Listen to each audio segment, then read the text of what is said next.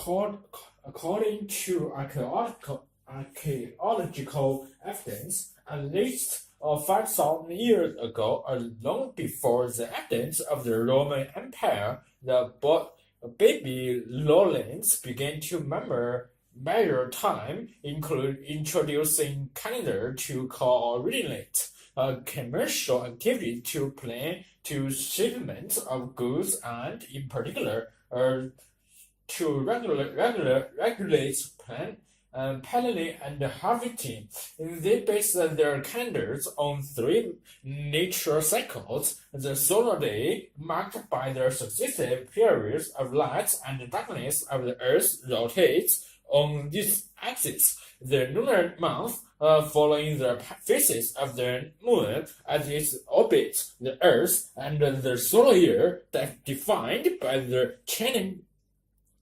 seasons that accompany our planet's revolution around the sun. Before the invention of artificial light, the moon had greater social impacts, and for those living near the equator in particular, its waxing and waning was more conspicuous than the passing of the seasons. Hence, the calendars that were developed at the lower latitudes were influenced more by the lunar cycle than by the solar year in more northern climates. However, with seasonal agriculture was practiced, the solar year became more crucial as the Roman Empire expanded northward. It organized its activities charts for the most part around the solar year. Countries before the Roman Empire, the Egyptians had formulated a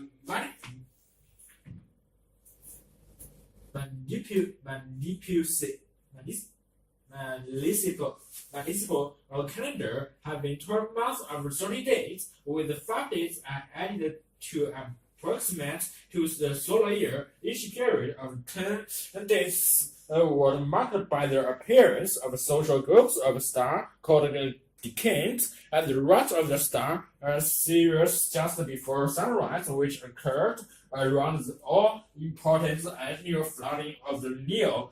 12 decades could be seen in spanning the harvest. The cosmic significance and the Egyptians placed in the 12 decades led them to develop a system in which each interval of darkness and later each interval of daylight was divided into a dozen equal parts.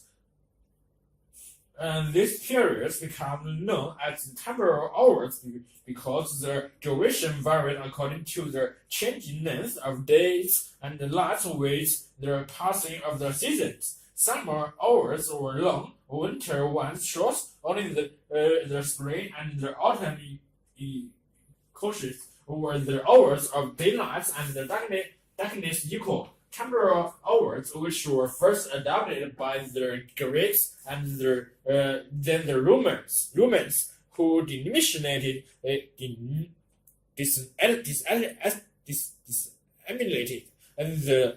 them through Europe, remained in use for more than 2,005 years. In order to track temporal hours during the day, inventors created the sundials, which indicates the time by the length of the direction of the sun's shadow. The sundial counterpart, the water clock, was designed to measure temporal hours at night. One of the first water clocks was a basin with a small hole near the bottom through which the water dropped out. The falling water level denoted the passing hour as it dripped below our line inscribed on the inner surface. Although this device performed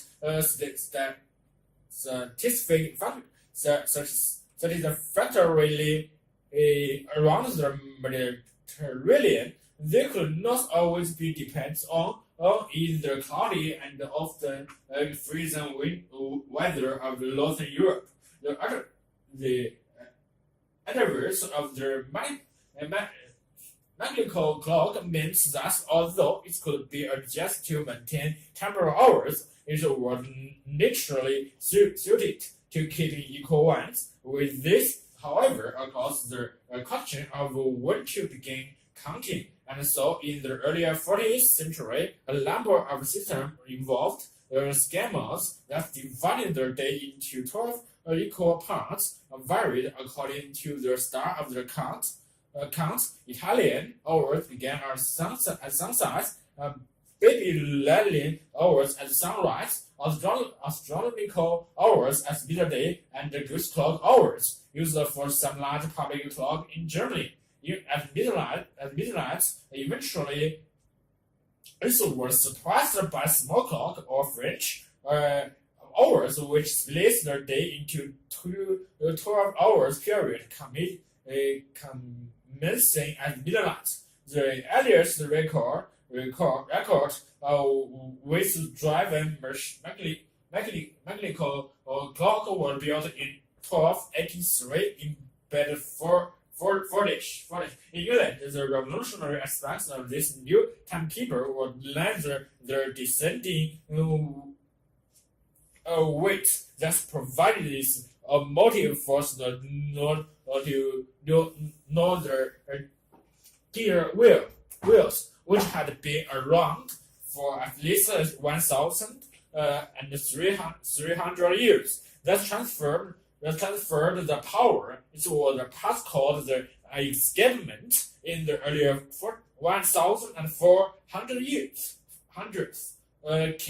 Came the invention of the coined spring of fuel, which maintained constant force to the gear wheels of the timekeeper, despite the changing tension of its base spring. By the 16th century, a pedal clock had been devised, but the pedal swung in the nut ank, and thus were not very efficient. To address this, a variation on the original escapement was invented in 1670 in England. It was called the anchor escapement, which was a lever-based device shaped like a ship's anchor. The motion of a pendulum locked this device so that it catches and then releases each tooth of the escape wheel, in turn allowing it to turn a precise amount. Unlike the original form used in earlier pendulum clocks, the anchor escapement permitted the pendulum to travel in a very small ank. Moreover, this invention allowed the use of a long pendulum which could beat once a second, and thus led to the development of a new floor standing design, which became known as the grandfather clock. Today, highly accurate timekeeping instruments such as the beats for most electronic devices. Nearly all computers contain a counter crystal clock to regulate their operation. Moreover, not only do time signal beamed down from global positioning systems, satellites calibrate the functions of precision navigation equipment. They do so as well for mobile phones. Instance, so-called tracking system and nationwide power distribution and grids, so integral have these time-based technologies become to day-to-day existence. Thus, our dependency on them is regularized only when they fail to work.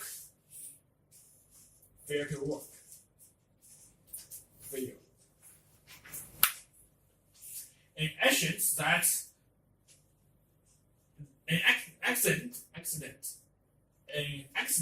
that occurred in the skies over the Grand Canyon in 1956 resulted in the establishment of the Federal Aviation Administration (FAA) to regulate and oversee the operation of the aircraft in the skies over the United States, which were becoming quite congested. The resulting structure of air traffic control had greatly increased the safety of flights in the United States, and smaller air traffic control procedures are also in place over much of the rest of the world. Rudimentary air traffic control (ADC) existed well before the Grand Canyon disaster as early as the 1920s. The earliest air traffic controls manually guided aircraft in the vicinity of the airport using lights and flags where beacons and flashing lights were placed along cross-country routes to establish the earliest airways. However, this purely visual system was useless in bad weather, and by the 1930s, radio communication was coming into use for ADC. The first region to have something approximately today's ADC was New York City, with other major metropolitan area following soon after. In the 1940s, ADC centers could and did take advantage of the newly developed radar and improved radio communication brought about by the Second World War, but the system remained rudimentary. It was only after the creation of the FAA that full-scale regulation of American airspace took place, and this was virtuous. For the reverse of the jets, it suddenly resulted in a large number of very fast planes, reducing pilots' merging of error and particularly demanding some sets of rules to keep everyone well separated and operating safely in the air. Many people think that ADC consists of a row of controllers sitting in front of their radar screens at the nation's airports, telling arriving and departing traffic what to do. This is a very incomplete part of the picture. The FAA realized that the airspace over the United States would at any time have many different kinds of planes flying for many different purposes in a variety of weather conditions, and the same kind of structure was needed to accommodate all of them. To meet this challenge, the following elements were put into effect. First, ADC extends over virtually and entirely United States in general from 365 meters above the ground and higher. The entire country is blanketed by controlled airspace. In certain areas, mainly near airports, controlled airspace extended down to 250 meters above the ground, and in the immediate vicinity of the airports, all the way down to the surface. Controlled airspace is that airspace in which FAA regulation apply. As well, in uncontrolled airspace, pilots are bound by few regulations. In this way, the recreational pilot who simply wishes to go fly for a while without all the restrictions imposed by the FAA has only to stay in uncontrolled airspace below 365 meters, where the pilot who does want the protection afforded by ATC can easily enter the controlled airspace. The FAA is then recognized two types of the operating environment. In good meteorological conditions, flying would be permitted under visual flight rules (VFR), which suggests a strong reliance on visual cues to maintain an acceptable level of safety. poor visibility necessitated a set of instrumental flight routes, IFR, under which the pilot relied on altitude and navigational information provided by the plane's instruments tailored to fly safely.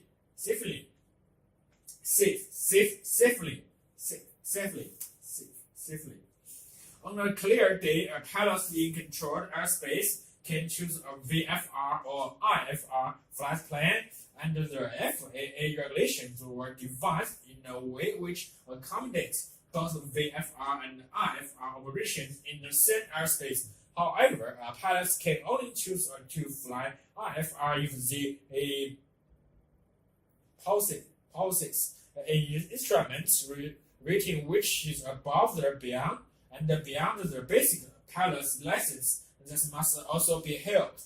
A controlled airspace is divided into several different types, designated by the letters of the alphabetical alphabet. Uncontrolled airspace is designed Class F, where controlled airspace below 5,490 meters above sea level and lost in the vicinity of an airport is Class E. All airspace above 5,490 meters is designated Class A. The reason for the division of Class E and the Class A airspace stem from the type of plane operating in them. Generally, Class E airspace is where one finds general aviation aircraft, few of which can climb about 5,490 meters anyway, and the commercial trooper aircraft above 5,490 meters is the realm of the heavy jets, since a jet engine operates more effectively at higher altitudes. The difference between Class E and A airspace is that in Class A, all operations are IFR and pilots must be instruments rated. That is skilled and licensed in aircraft instrumentation. This is because ATC control of the entire space is essential. Three other types of airspace, Class D, C, and B, govern the vicinity of airports. This corresponds roughly to small municipal, medium-sized, increased metropolis of major airports, respectively, and encompass increasingly rigorous sets of regulations. For example, all of the VFR pilots have to do to enter Class C airspace is establish two-way radio contacts with ATC. No explicit permission from ATC to enter is needed. Also, the pilots must continue to obey all regulations governing VFR flights to enter Class B airspace, such as the approach to major metropolitan airports. An explicit ATC clearance is required. The private pilots who cruises without permission into this airspace risk losing their license.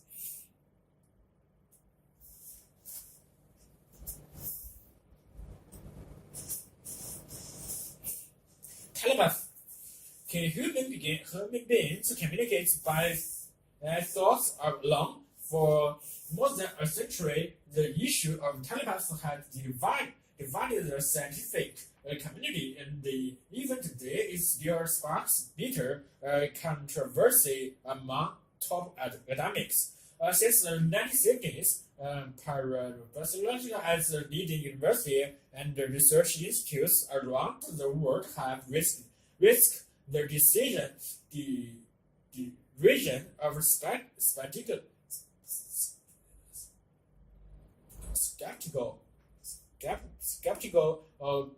colleges by putting the various claims for telepathy to the test in dozens of rigorous scientific studies, the results and their implications are dividing even the researchers who uncovered them. So researchers say the results constitutes compelling evidence that telepathy is genuine. Other paraphysicists believe that the field is on the brink of the cliffs, having tried to produce definitely a scientific proof. Definitive scientific proof and the field, skeptics and advocates alike do concur on one issue. However, that the most impressive evidence so far has come from the so-called field experiment, a German term that means whole field reports of telepathy. Experience had by people during meditation led parapsychologists to suspect that telepathy might involve signals passing between people that were so faint that they were usually swamped by low brain activity. In this case, such signals must be more easily detected by those experiencing meditation, like in a relaxed whole fields of light, sound, and warmth. The Ganser field experiments try to recreate these conditions with participants sitting in soft reclining chairs in a sealed room, listening to relaxing sounds where their eyes are covered with special filters, lighting them in only soft pink lights. In early Ganser field experiments, the telepath says the test involved the identification of the picture, choosing from random selection of four taken from a large image bank. The idea was that a person acting as a sender would attempt to beam the image of the receiver relaxing in a sealed room. Once the session was over, this person was asked to identify which of the four images had been used. Random guessing would give a hit rate of 25% if telepathy is real. However, this hit rate would be higher. In 1982, the results from the first Ganser field studies were analyzed by one of its pioneers, the American paraphysicist Charles Houghton. They pointed to a typical hit rate of better than 30%. A small effect was one which statistical tests suggested could not be put down to chance. The implication was that the Ganser field method had revealed a real evidence for telepathy, but there was a crucial flaw in this argument.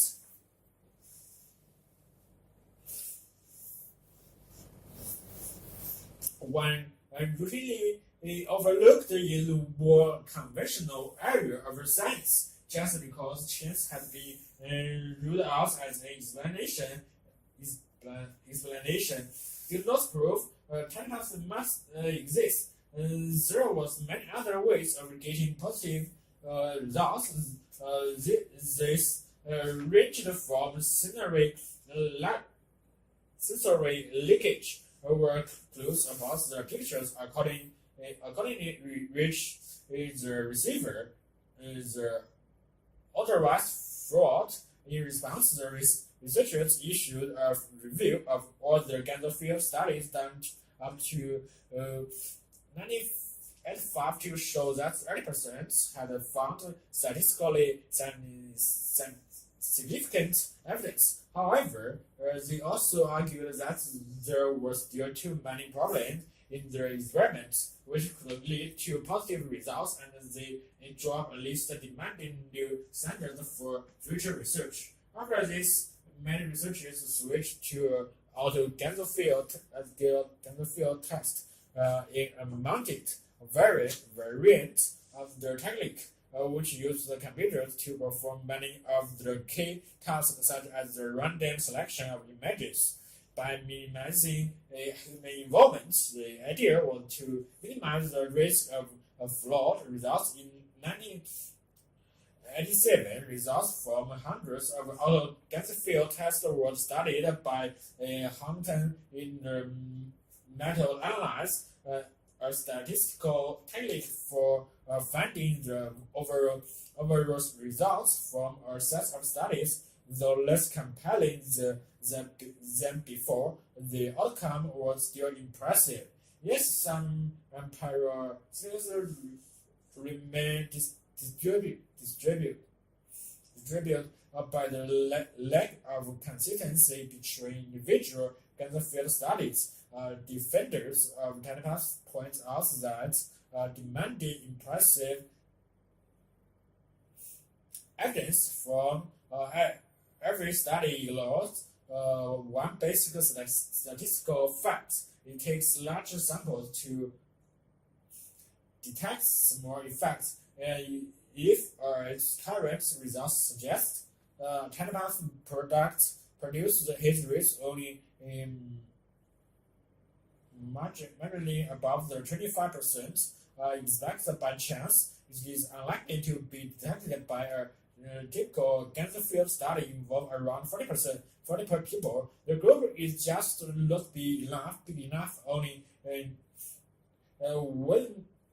many studies are combined in a meta-analysis where the same signal of telepath really become apparent, and that is what researchers do seem to be finding. What they are certainly not finding, however, is any change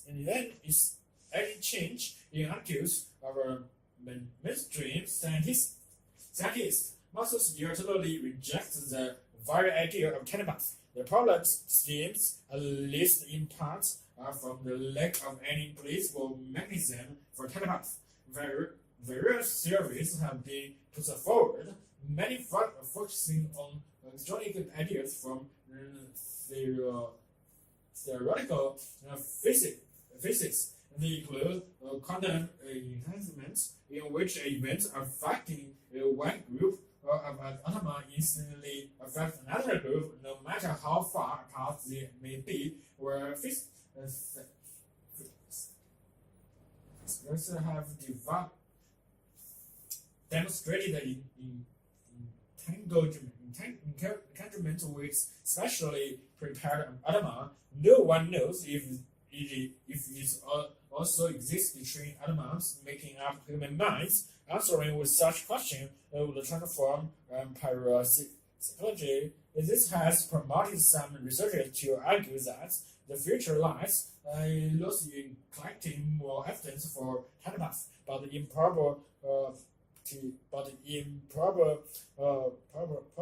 impossible mechanism. Some work has begun already, with researchers trying to identify people who are particularly successful in automated field trio. Earlier results show that creative and artistic people do much better than average. In one study at the University of Edinburgh, musicians achieved a hand rate of 56%. Perhaps more tests like there will eventually give the researchers the evidence they are seeking and strengthen the case for existence of telepath.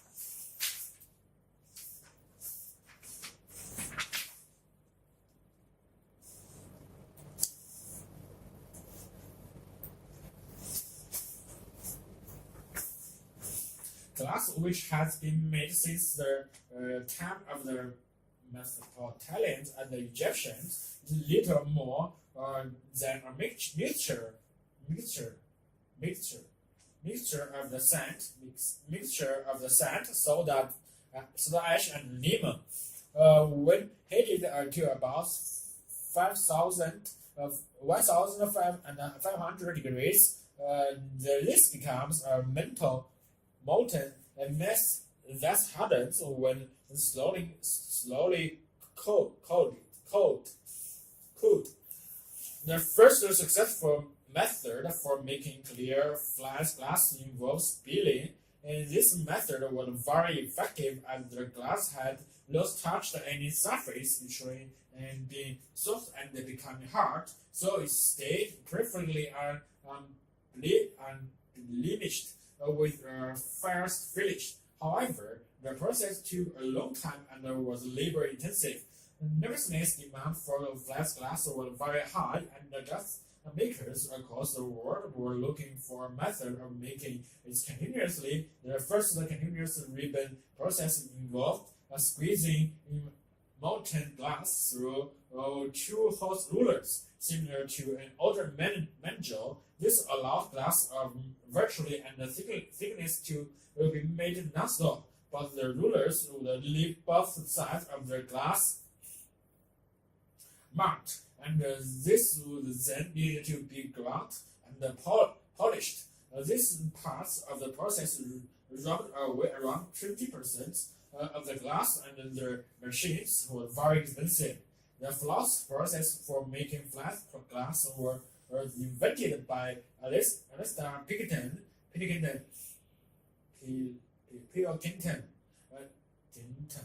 This process allows the manufacture of clear, patent, and coated glass for buildings, and clear and tightened glass for vehicles.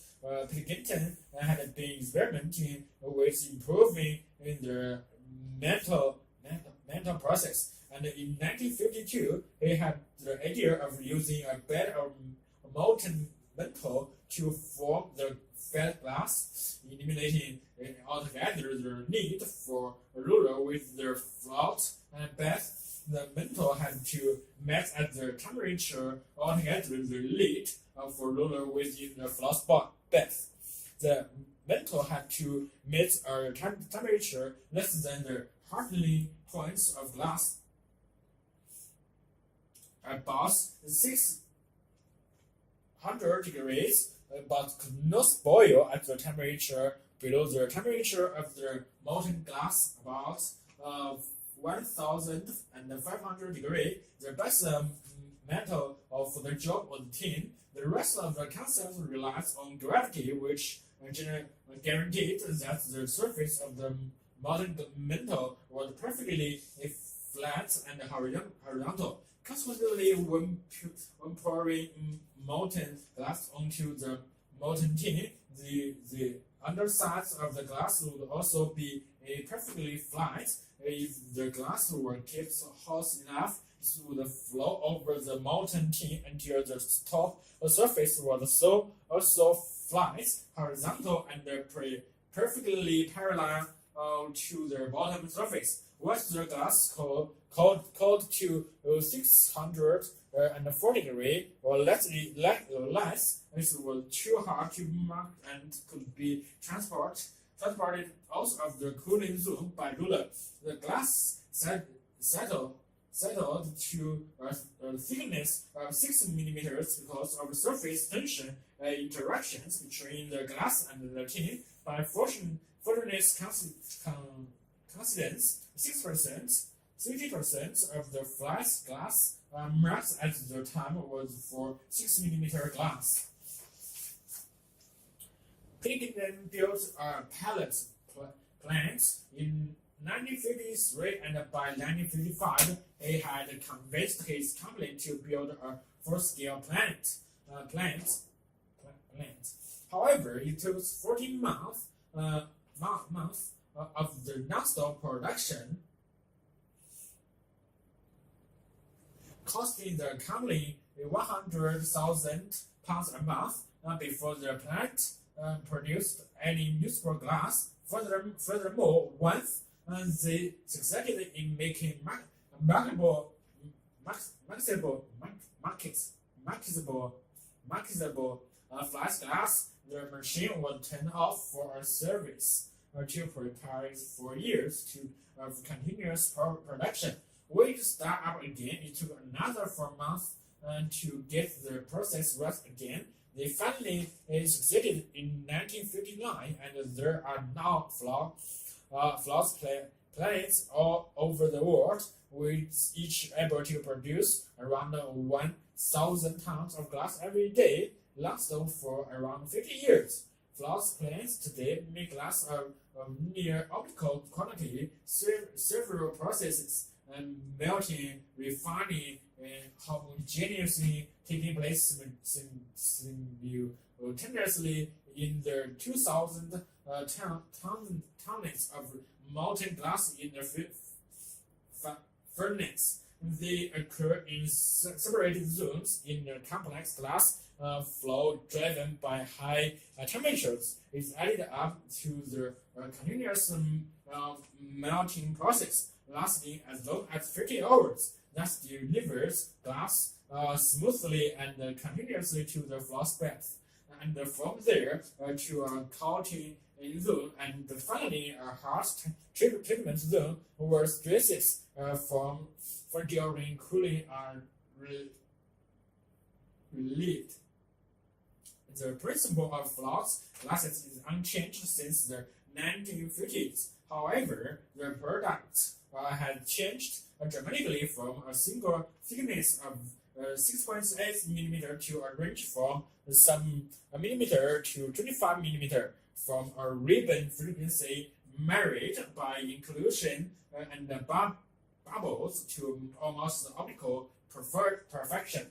And to ensure the highest quality, inspection takes place at every stage. Occasionally, a bubble is not removed during refining, sent during refuse to metal or caramel in their tin, puts ripples into the green ribbon.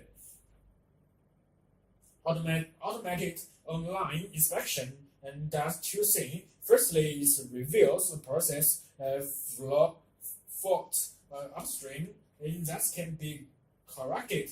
Inspection technology allows more than 100 million measurements a second to be made across the ribbon, locating flaws the unaided eye would be unable to see. Secondly, it enables computers downstream to steer cutters around flaws. Glass is sold by the square meter, and as the final stage, computers translates consumer requirements to patterns of cutting designed to minimize waste.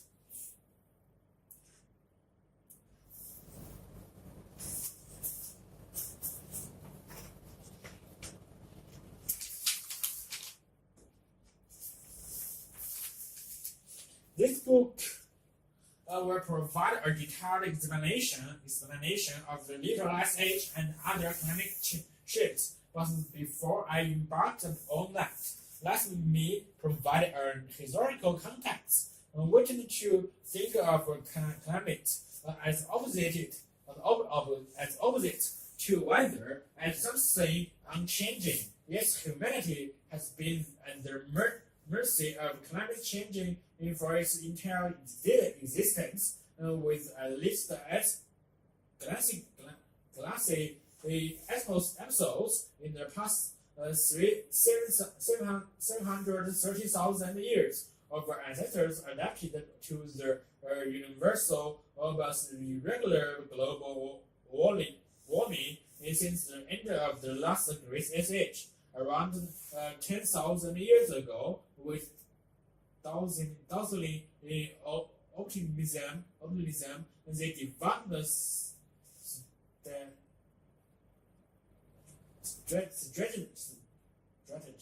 strategies for surviving harsh drought cycles, decades of heavily rainfall, or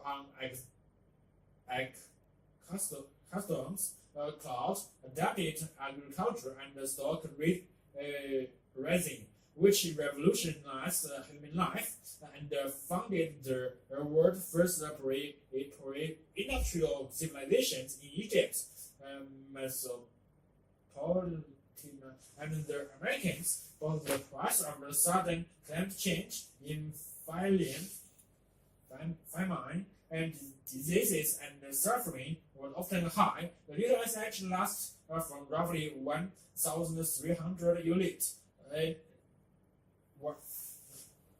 Roughly 1,300 until the middle of the 19th century. Only 2 centuries ago, Europe experienced a cycle of bitterly cold winter.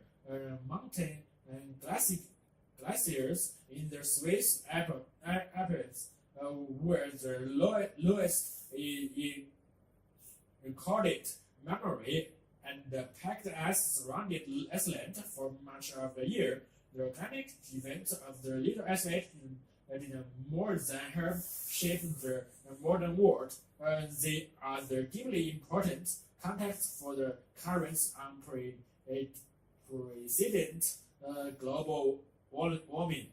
The Little Ice Age was far from a deep freeze, however, rather an irregular seesaw of rapid climate shifts, few lasting more than a quarter century, driven by complex and still little understood interactions between the atmosphere and the ocean. The seesaw brought cycles of intensely cold winter and easterly winds. They switched abruptly to years of heavily spring and earlier summer rains, mild winters, and frequent Atlantic storms, or to period of droughts that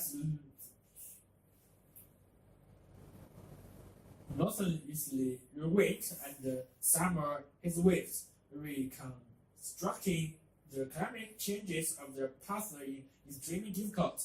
Once systematic weather observations began only a few centuries ago in Europe and North America, recall from India and tropical Africa are even more recent, largely from the tree ridges and ice cores, supplementally by a few incomplete written accounts. We now have hundreds of the tree ranging records from throughout the glowing body of temperature data from ice-core drilling in Alaska, Greenland, the Peruvian Islands, and other locations. We are closely to knowledge of annual summer and winter temperature variations over much of the northern hemisphere, going back 600 years. This book is a narrative history of climate shifts during the past 10 centuries, and some of the ways in which people in Europe adapted to them. Part 1 describes the medieval warm period, roughly 900 to 1,200 during these 3 centuries. North of Vilnius from Northern Europe explored Northern seas, settled Greenland, and visited North America. This was not a time a uniform warmth for them. As always since the Great Ice Age, there were constant shifts in rainfall and temperature. European temperatures were about the same as today, perhaps slightly cooler. It is known that the Little Ice Age cooling began in Greenland and the Arctic in about 1,200, and the Arctic ice pack spread southward, lossy Vilnius to the west were rerouted into open Atlantic. They entered altogether. Storminess increased in the North Atlantic and North Sea. Colder, much wetter weather descended on Europe between 1,315 and 1,319. When thousands of perished in the continent's wide famine by 1,400. The weather had become decidedly more unpredictable and stormer, with sudden shifts and lower temperatures as climated in the cloud decades of the late 16th century. Fish were a vital commodity in growing towns and cities, where food supplies were a constant concern. Dried coal and herring were already the steps of the European fish trade, but changes in water temperatures forced the fishing fleets to walk further offshore. The Basques, Dutch, and English developed the first offshore fishing boats adapted to a colder and stormier Atlantic. Gradual agricultural revolution in Northern Europe stemmed from concern over food supplies at the time of reaching populations. The revolution involved intensive commercial farming and the growing of animal fodder on land lots previously used for crops. The increased productivity from farmland made some countries self-sufficient in grain and in livestock and offered effective protection against famine. Global temperatures began to rise slowly after 1850, with the beginning of the modern warm period. There were a vast migration from Europe by land-hungry farmers and others to which the famine caused by the Irish potato blitz contributed to Latin America, Australia, New Zealand, and Southern Africa. Millions of hectares of the forest and the woodland fell before the newcomers' access between 1850 and 1890. As intensive European farming methods expanded across the world, the unprecedented land clearance released vast quantities of carbon dioxide into the atmosphere, triggering for the first time humanly caused global warming. Temperatures climbed more rapidly in the 20th century as the use of fossil fuels proliferated, and greenhouse gas levels continued to soar. The rise has been even steeper since the early 1980s. The Ice Age have given way to a new climate regime marked by prolonged and steadily warming. At the same time, extreme weather events like Category 5 hurricanes are becoming more frequent.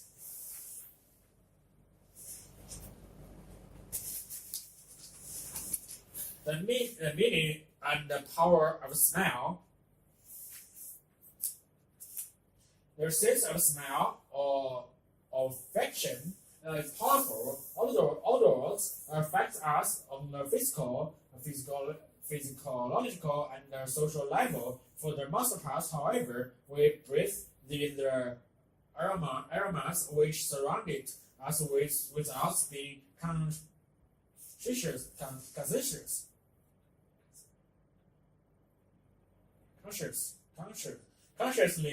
consciously aware of their importance to us. This is only when the faculty of smell is impaired for some reason that we begin to realize the essential role to sense of smell plays in our sense of well-being. A survey conducted by Autonomy in Slough at the Manor of the Colorado University asked the participants to comment on how important smell was to them in their lives. It's become apparent that smell can evoke strong emotional response. As scent associated with a good experience can bring a rush of joy, where a full odor of one and associated with a bad memory may make us grimace with disgust.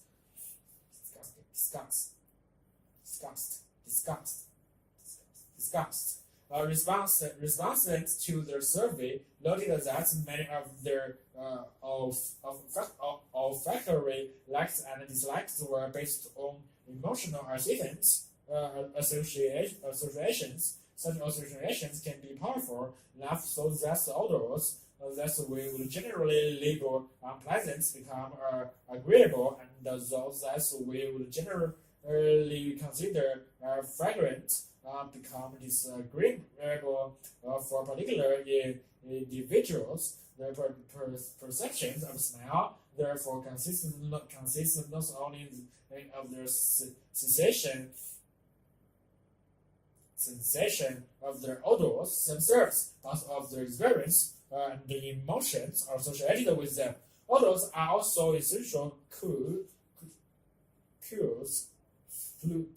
in social bonding. One respondent of the survey believes that there is no true emotion bonding without touching and smelling a loved one. In fact, infants recognize the odors of their mothers soon after birth, and adults can often identify their children or spouses by scent.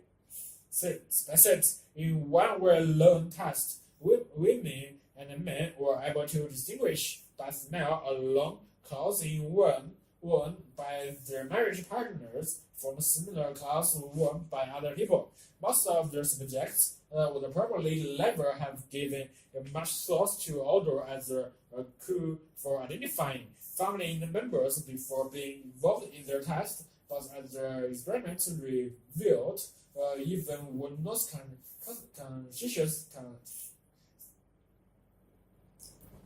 consciously considered smell register.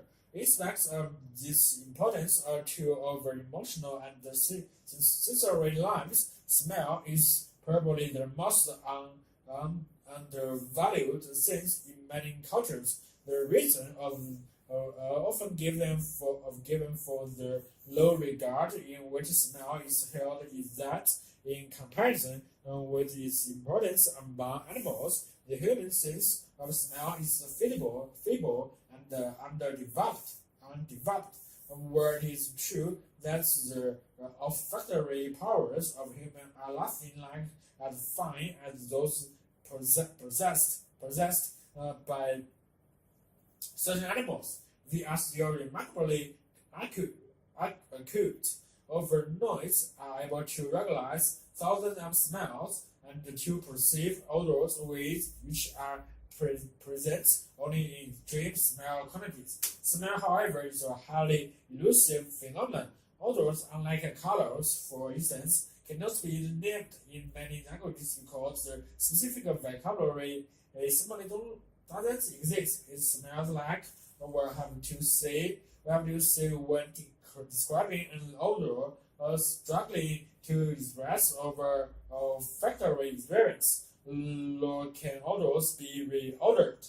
There is no effective way to either capture or store them over time. In the realm of olfaction, we must make do with descriptions and recollections. This is implications for olfactory research. Most of the research on smell undertaken to date has been in our physical scientific nature. Significant advances have been made in the understanding of the biological and chemical nature of olfaction, but many fundamental questions have yet to be answered.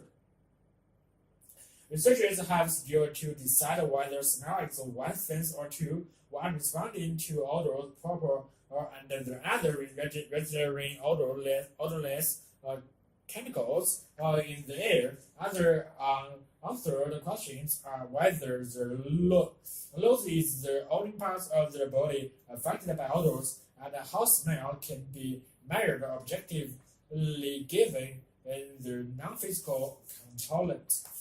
Questions like those mean that interest in the psychology of smell is inevitably set to play an increasingly important role for researchers. However, smell is not simply a biological and psychological phenomenon. Smell is cultural, hence it is a social and historical phenomenon. Odors are invested with cultural values. Smell that are considered to be offensive in some cultures may be perfectly acceptable in others. Therefore, our sense of smell is a means of and a model for interacting with the world. Different smells can provide us with intimate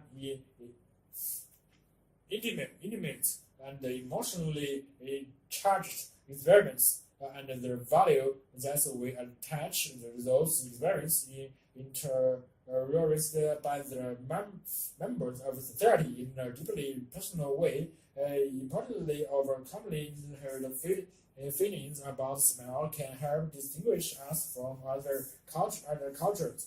The study of the cultural history of smell is therefore, in a very real sense, an investigation into the essence of human culture.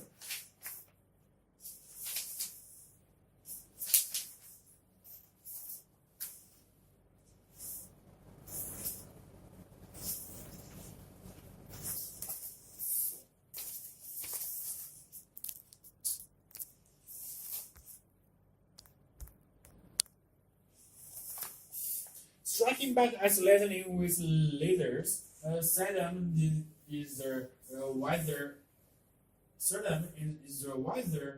more dramatical than when thunderstorms strike. Their electrical fury inflicts death or serious injury on around 500 people each year in the United States alone, and the clouds rolling in, literally a round of golf can become a terrifying death with death.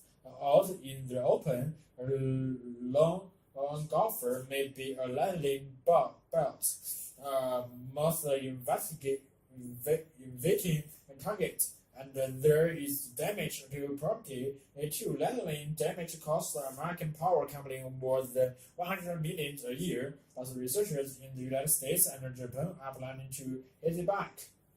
Already in laboratory trials, they have tested strategies for neutralizing the power of thunderstorms, and this winter they will brave real storms equipped with an array of leaders that they will be pointing towards the heavens to discharge thunderclouds before lightning can strike. The idea of forcing storm clouds to discharge the lightning on command is not new.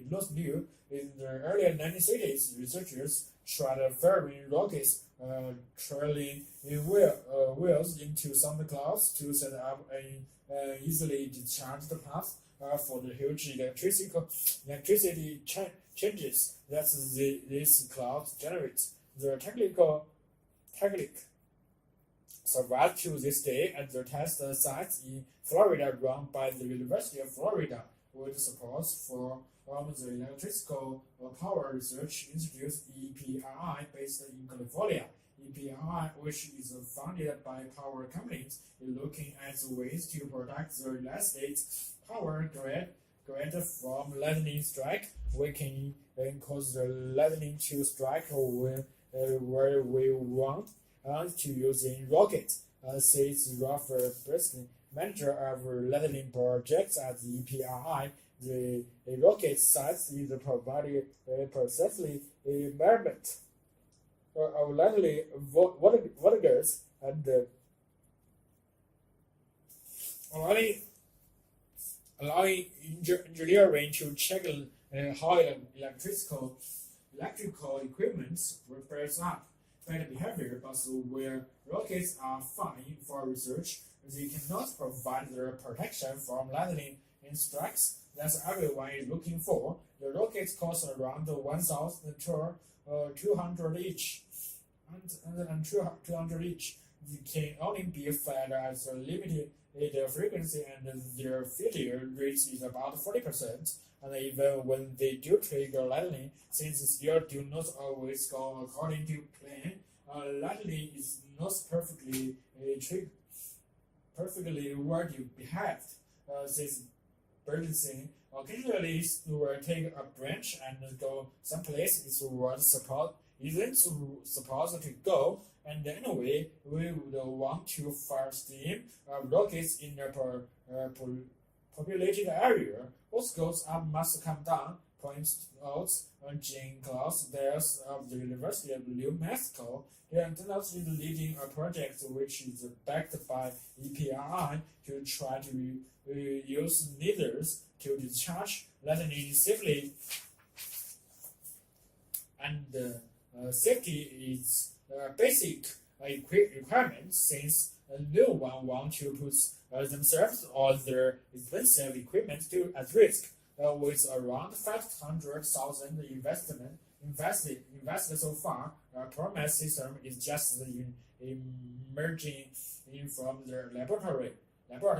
The idea began some 20 years ago when high-powered lasers were revealing their ability to extract an electron out of the atom and creates ions. If a laser could generate a line of illusion in the air on their way up to the storm cloud, this conduct path could be used to get lightning to Earth before the electrical field becomes strong enough to break down the air in the uncontrollable switch. Instead, the laser itself begins stuck. It would lose the pointed stress as the class. Instead, it would be directed as the mirror, and from there into the sky. The mirror would be protected by placing lightning conductors close by, and ideally, the cloud vapor gun would be cheap enough to be installed around all key power installation,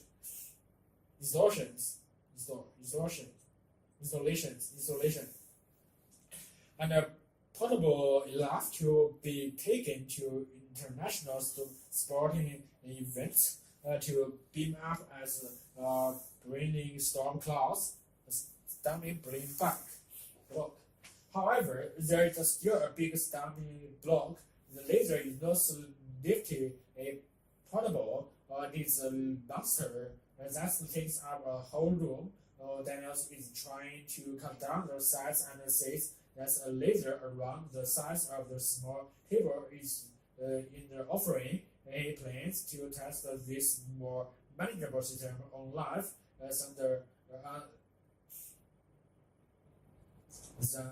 than class last summer.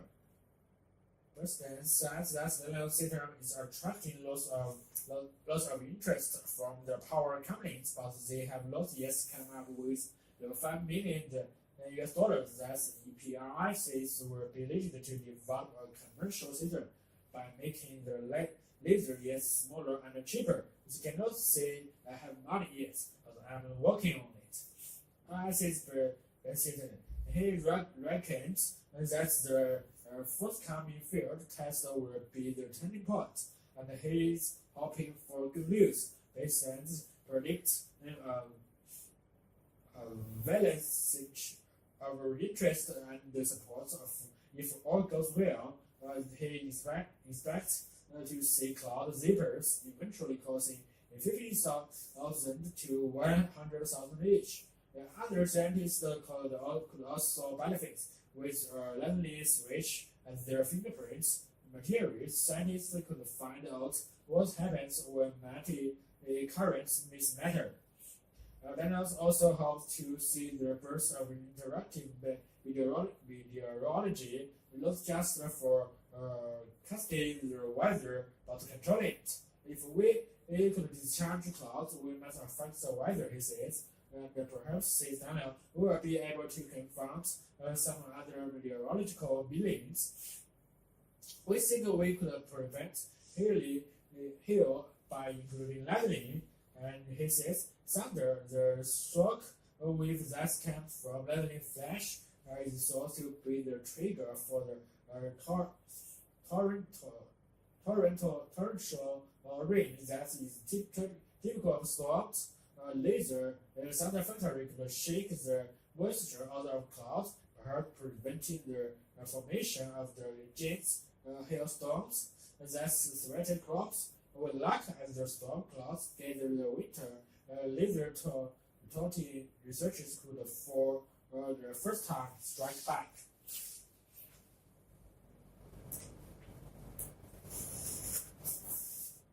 The nature of genius. There has always been an interest in genius of prodigies. The word genius from the Latin gens family and the term genius meaning better, be together, comes from the earlier Roman culture of the divinity as the head of the family. In its earliest form, genius was concerned with the ability of the head of the family, the peasant families, to perpetuate himself. Gradually, a genius came to represent a person's characteristic, and since individuals has the attributes derived from his genius or guiding spirit, the people still look to star or genius, astrology or genetics in the hope of finding the source of exceptional abilities or personal characteristics. The concepts of genius and the gifts has become part of our folk culture, and artists are ambivalent towards them. We envy the gifted and most mistrust them. In the mythology of gifted lists, it's probably a belief that if people are talented in one area, they must be deficient in another. That the intellectual are impartial, that prodigies burn too brightly to song and burn out. That gifted people are eccentric. That they are physical weaklings. That there's a thin line between genius and madness. That genius runs in families. That the gifted are so clever. They don't need special help. That the giftedness is the same as having a high IQ. That some races are more intelligent or musical or mathematical than others. The genius goes unrecognized and unrewarded. That's adversity makes men wise, or that people with gifts has a responsibility to use them. Language has been enriched with some terms as highbrow, egghead, blow stalking, what's care, low boffin, and for many intellectual in terms of the liberation. The 19th century saw considerable interest in the nature of genius and produced lots of few studies of famous prodigies. Perhaps for us today, two of the most significant aspects of most of these studies of genius are the frequency with which earlier encouragement as teaching by parents and tutors had beneficial effects on the intellectual, artists or musical developments of their children, but cause the greatest difficulties of adjustments later in their lives, and their frequency with which abilities once are recognized by teachers and schools. However, the difficulties with the evidence produced by these studies fascinating, as they are in collecting together anecdotes and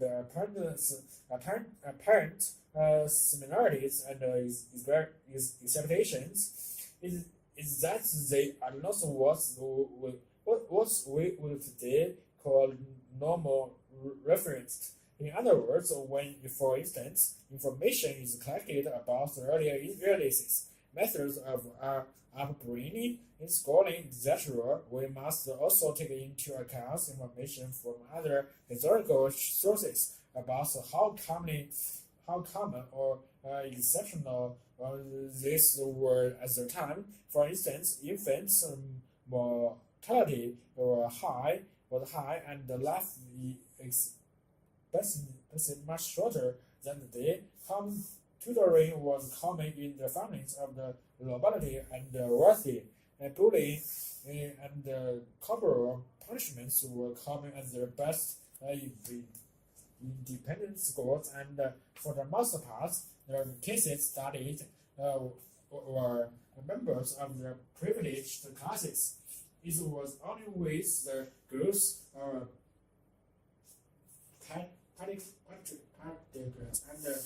psychologists in the 20th century that studies could be carried out on the more objective, still not always very scientific basis. Generally, however, they are defined about the peak which stand out through the midst of history and are visible to the particular observer from his or her particular vantage point.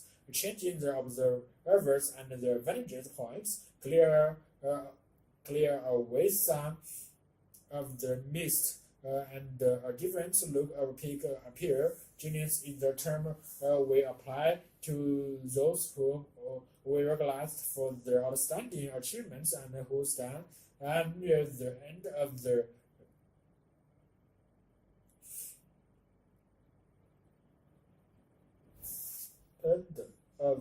continuum of the human ability, which reaches back through the manual and moniker to the capable. There is much truth in Dr. Samuel Johnson's observation, and the true genius is the mind of large general powers, accidentally determined to some particular direction.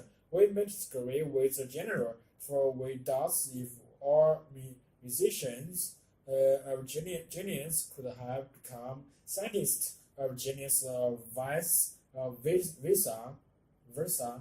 But there is no doubt in the accidental determination which nurtured or triggered the gift into those channels into which they have poured their powers so successfully along their continuum of abilities are hundreds of thousands of gifted men and women, boys and girls. Also, we appreciate, enjoy, or marvel at in the work of genius or the achievements of prodigies are the manifestation of skills or abilities which are similar to, but so much superior to our own. But that their minds are not different from our own is demonstrated by the fact that the hard-won discoveries of scientists like Kepler's or English become the commonplace knowledge of school children and the once outrageous shapes and colors of an artist like Paul Taylor so soon appear on the fabrics we wear. This does not minimize the supremacy of their achievements, which other ships or own and their sub for minutes miles of ships of jogging. To think of genius and their gifted as having uniquely different brains is only reasonable if we accept that each human brain is uniquely different. The purpose of instruction is to make us even more different from one another, and in the process of being educated, we can learn from the achievements of these more gifted than ourselves. But before we try to emulate genius or encourage our children to do so, we should note that some of the things we learn from there may prove palatable. We may envy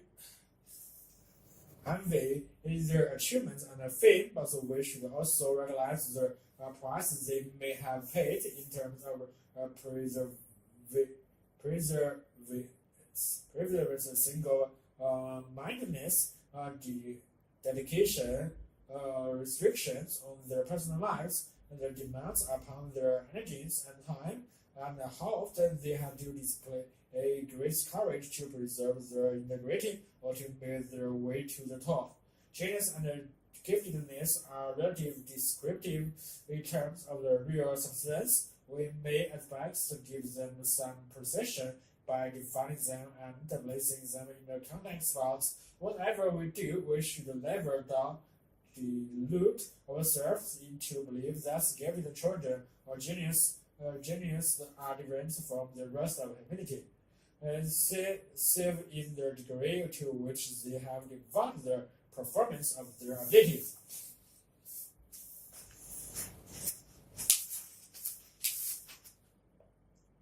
How does the biological clock tick?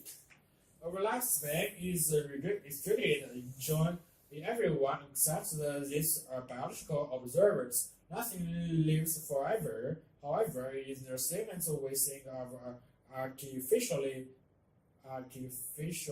produced chemical products which are subject to nature wear and tear during use. This leads to the result that at some time or other the objects will stop work and is unusable. Death in the biological sense, both either wear and tear and loss of function of the technical object and the death of living organism really similar or comparable. Our death products are static clauses and systems.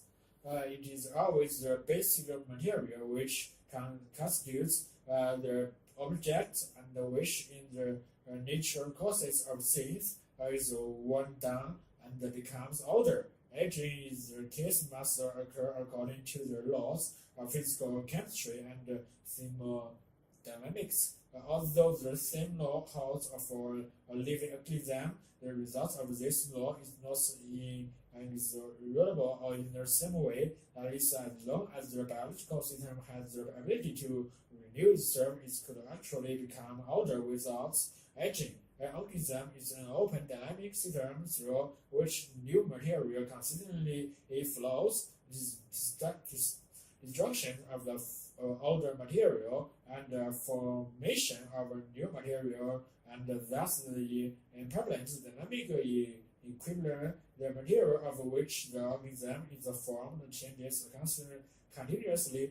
Thus, our bodies continuously exchange our older substance for new, just like a spring which more or less maintains its form and movement, but in which the water molecules are always different.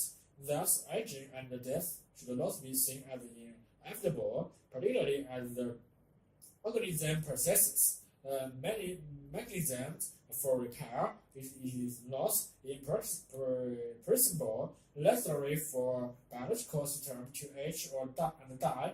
Nevertheless, a restricted life span, aging, and their death and basic characteristics of life.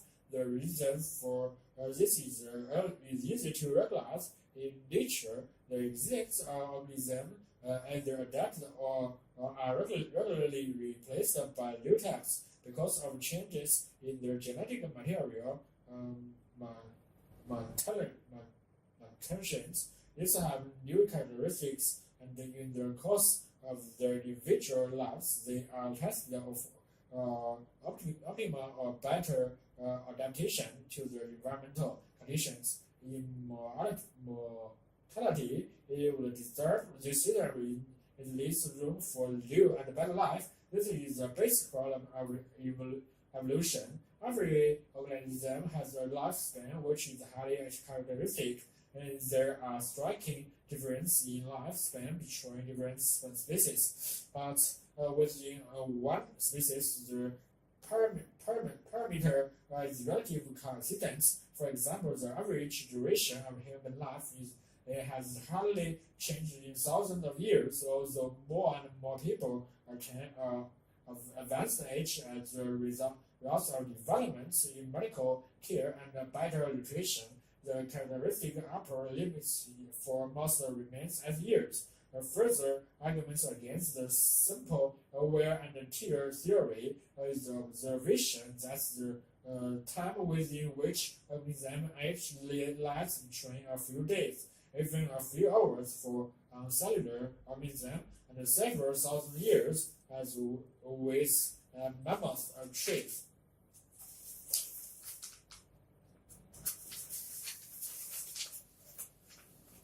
If a lifespan is a genetically determined biological characteristic, it is a logically lesser way to propose the existence of an internal clock, which in some way measures and controls the aging process and which finally determines death as the last step in a fixed program like the lifespan. The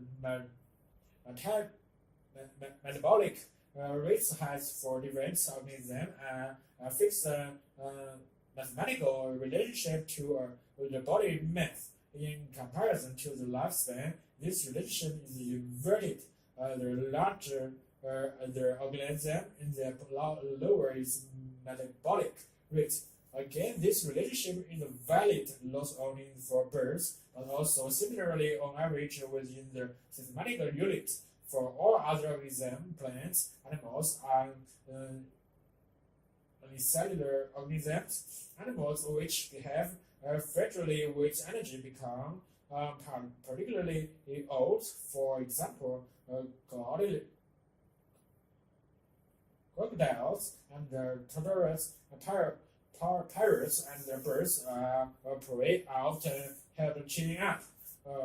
Thus, they are not able to experience life, and so they attain a high lifespan in captivity. Animals which save energy by hibernation or lethargy, example, bats or live much longer than those which are always active. The metabolic rates of mass can be reduced by a very low consumption of food, hunger, death. They then may live twice as long as they were fed correct. Women become distinctively about 10% older than men. If you examine the metabolic rates of the two sexes, you establish that the higher male metabolic rates roughly are accounted for the lower male lifespan. That means that they live life energetically more intensively, but not for as long. It follows from above the spring and use of energy reserves should attempt to extend life. Extreme high performance sports may lead to optimal cardiovascular performance, but they require certainly do not prolong life. Relaxation lowers metabolic rates, as does adequate sleep, and in general equable and balanced personality. Each of us can develop his or her own energy-saving programming with a little self-observation critical self-control, and above all, logical consistency. Experience will show that to live this way not only increases the lifespan, but is also very healthy. This final aspect should not be forgotten.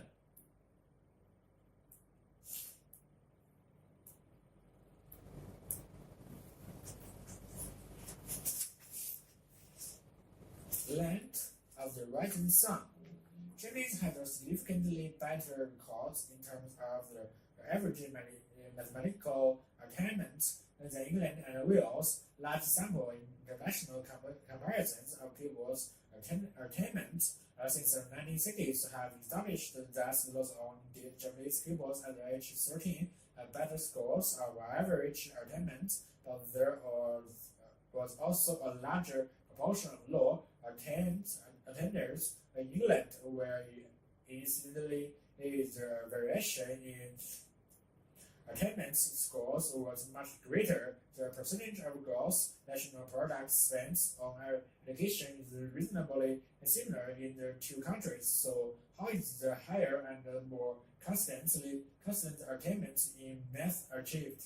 The lower secondary school in Japan cover 3 school years from the 7th grade at 13 to the 9th grade at 15. Virtually all pupils at this age attend state schools. Only 3% are in the private school sector. Schools are usually modern in design and accessible bike from the road, and the specials inside classroom are larger, and the pupils sit in the single desk in rows. Lessons that for standards 15 minutes and are always followed by a 10 minutes break, which gives the pupils a chance to let out steam. Teachers begin with a formal address and mutual bowling, and then concentrates on whole class teaching. Classes are larger, usually about 40, and are strict. People stay in the same class for the lessons throughout the school and develop considerable class identity and loyalty. Pupils attend the school in their own neighborhood, which in theory removes ranking by school, or in practice in Tokyo, because of the relative concentration of schools, there is some competition to get into the better school in particular area.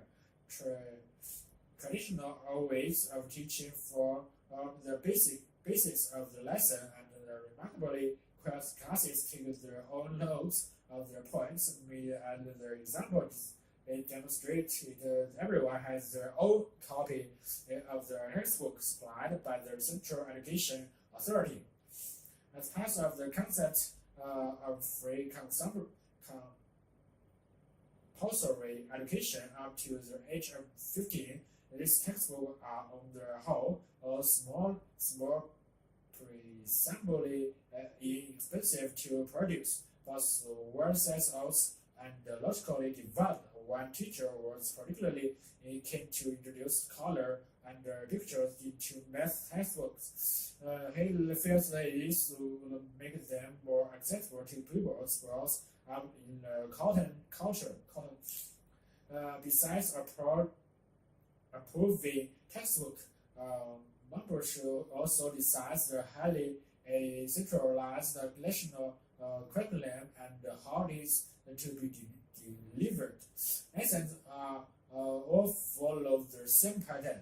At the beginning, the pupils put solutions to the homework on the board. Then the teachers comment, correct or elaborate. As necessary, pupils make their own homework. This is an important principle in Japanese schooling, and it enables people to see well and why they made a mistake, so that this can be avoided in future. No one mind the mistakes or ignorance as long as you are prepared to learn from them. After the homework has been discussed, the teachers explain the topic of the lesson slowly and with a lot of repetition and elaboration. Examples are demonstrated on the board. Questions from the textbook are worked through first with the class, and then the class is sets questions from the textbook to do individually. Only really are supplementary worksheets distributed in the math class. The impression is that the logical nature of the textbook and their comprehensive coverage of different types of examples, combined with the relative homogeneity of the class, renders worksheets unnecessary. At this point, the teacher would circulate and make sure that all the pupils were copying well. It is remarkable that large mixed ability classes could be kept together for months throughout all their compulsory schooling for 6 to 15. Teachers said that they give individual help at the end of the lesson or after schools, setting extra work if necessary. In observed lessons, any struggles would be assessed by the teacher, quietly seek help from the neighbor, carefully fostered class identity. It makes people keen to help each other. Anyway, it is in their interest since the class progress together. This is scarcely seem adequate help to enable slow learners to keep up. However, the Japanese attitude towards education runs along the lines of if you work hard enough, you could do almost anything. Parents are kept closely informed of their children's progress and will pay a part of helping their children to keep up with the class, sending them to Juku, private events, tuition. If extra help is needed, and encouraging them to work harder, is them to work at least for 95% of the school population. So what are the major contributing factors in the success of math teaching? Clearly, attitudes are important. Education is valued greatly in Japanese culture. Math is recognized as an important compulsory subject throughout schooling, and the emphasis is on hard work coupled with a focus on accuracy. Other relevant points relate to the supportive attitudes of the class towards slower pupils, the lack of competition within a class, and the positive emphasis on the learning for one-third of improving one's movement standard, and the view of a repetitively boring lesson and learning the facts by heart, which is sometimes called in relation to the Japanese classics. Many be unfair and unjustified. Low-power math lessons were observed. They were really good, and one or two were inspirational.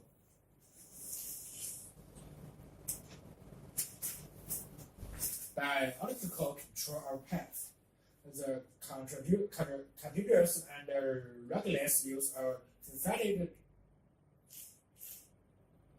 chemicals for the control of pests which pose a threat to agricultural crops and health is proving to be counterproductive.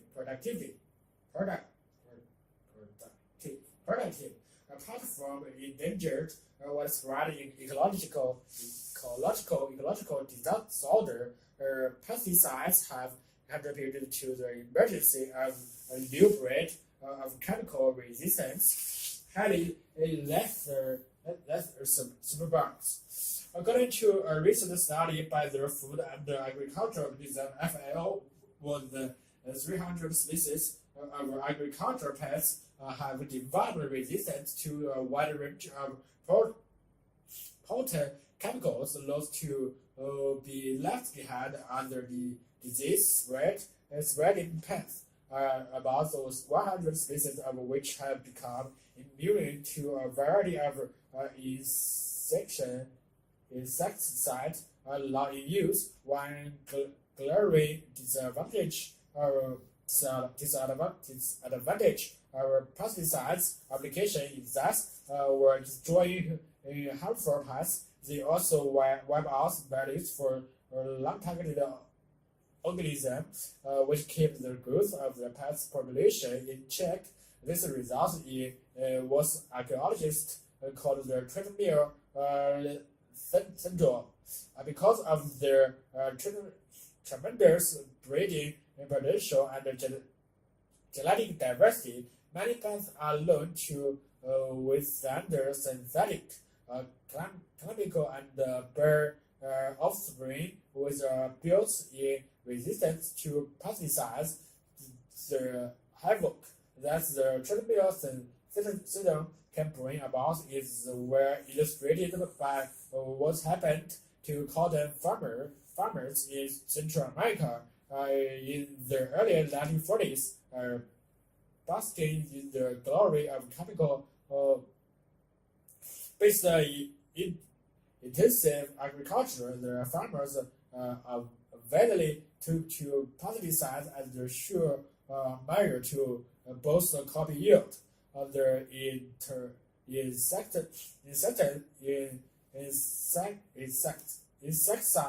insecticide was applied at times a year in the mid-1940s, rising to 28 in the crop season in the mid-1950s, following the sudden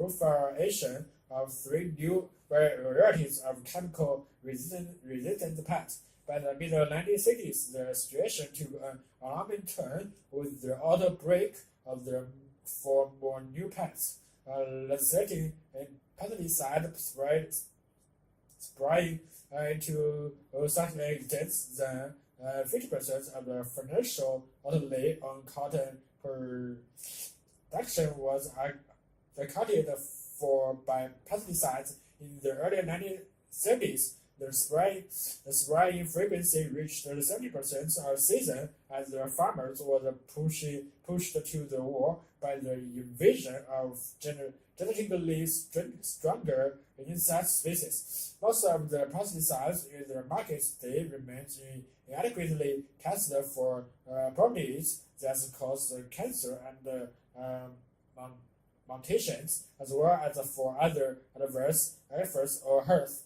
Since a study by the United States Environmental Agency, the United States National Resource Defense Council has found that DDT was the most popular of the long list of dangerous chemicals in use. In the face of the escalating perils from indiscriminate application, the pesticides are more effective and ecological sound strategy of biological control involving the selective use of natural elements of the pest population is fast gaining popularity, though at yet it is the new field with limited potential. The advantage of biological control, in contrast to other methods, is that it provides a relatively low-cost perpetual control system with a minimum of detrimental side effects. When handled by experts, biocontrol is safe, non-polluting, and self-disappearing. A Commonwealth Institute of Biological Control (CIBC) in Bangalore, with its global network of research laboratories and field situation, is one of the most active non-commercial research agencies engaged in pest control by citing nature predators against parasites. CIBC also serves as a clear house for the exports and imports biological agency for pest control worldwide. CIBC successfully used a seed feeding weevil native to Mexico to control the obnoxious parasitoid known to exert the virus influence on agriculture and human health in both India and Australia. Similarly, the Hadron Belt based Regional Research Laboratory (RRL), supported by CIBC, is now trying also in Argentina for the eradication of water. Another dangerous weight, which has become a hazard in many parts of the world, according to Mr. Cases Gene of RL, the Argentina with the lost attack and other plants and a pair of dust bugs could destroy the wheat in 45 days. CIBC is also perfecting in their techniques for breeding parasiticides as they prey or dispense scale in insects. Notoriously defoliation for fruit trees in the US and India.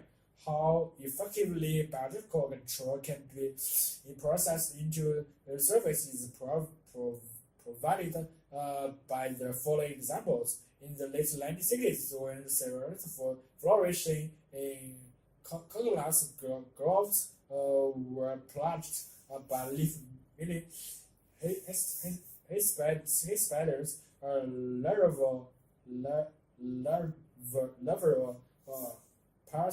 parasites imported from Singapore brought the pest under control. Natural predator in indigenous India. Several were found useful in controlling the rodents, grass scale insects that would be devouring forage grass in many parts of the U.S. by using the better native to Brazil. Scientists at the Agricultural University freed a 12 kilometers long cancer from the clutches of the wheat Sylvia luster, popular called African pale. In general, about 30,000 hectares of the rice fields in Canada are affected by this weed. Collecting ants, spaceman. Collecting ants can be as simple as picking up stray grains and placing them in a glass jar, or as complicated as completing an exhaustive survey of all species present in the area and estimating the relative abundance. And the exact method used will depend on the final purpose of the collection. For taxonomy or classification, long series from a single nest, which contain any caste workers, including major and minors, and if present queens and males are desirable to allow the determination of a variation with the species for ecological studies. And the most important factor is collecting identifiable samples as many of the different species present as possible. Unfortunately, this method are not always compatible. The taxonomist sometimes overlooks whole species in favor of those groups currently under study, where the ecologist often collects only a limited number of specimens of each species, thus reducing the value for taxonomic investigations.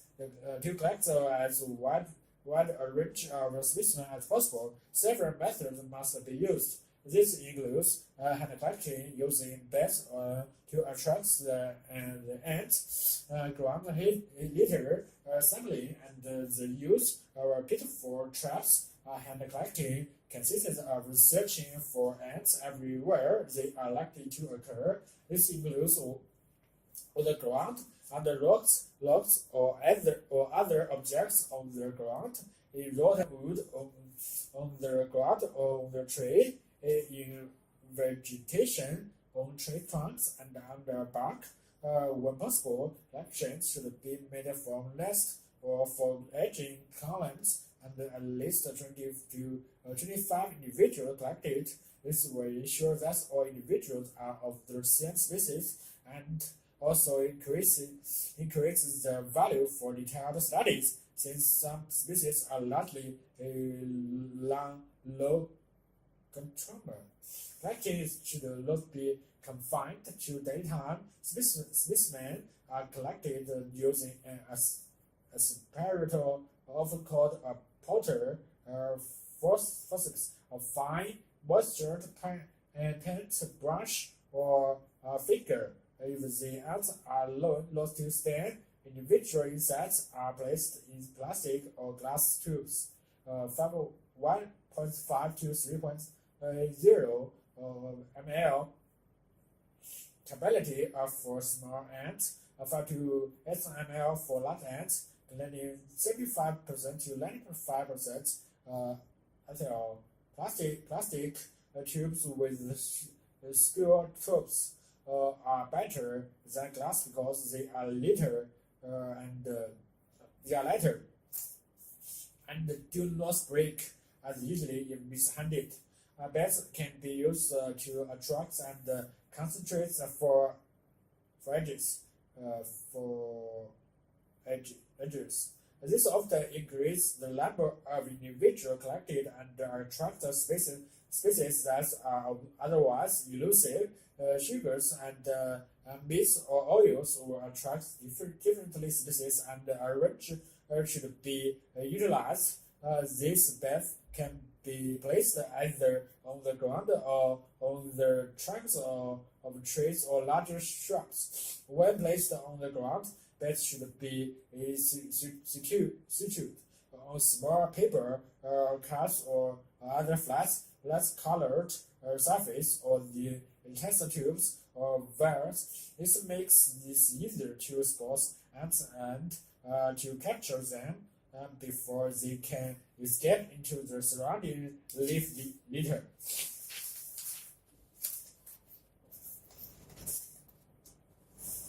Many ants are small and forage primarily in the layer of their leaves and other debris on the ground. Collecting these species by hand can be difficult. One of the most successful ways to collect them is to gather the leaf litter in which they are for edging and extract ants from it.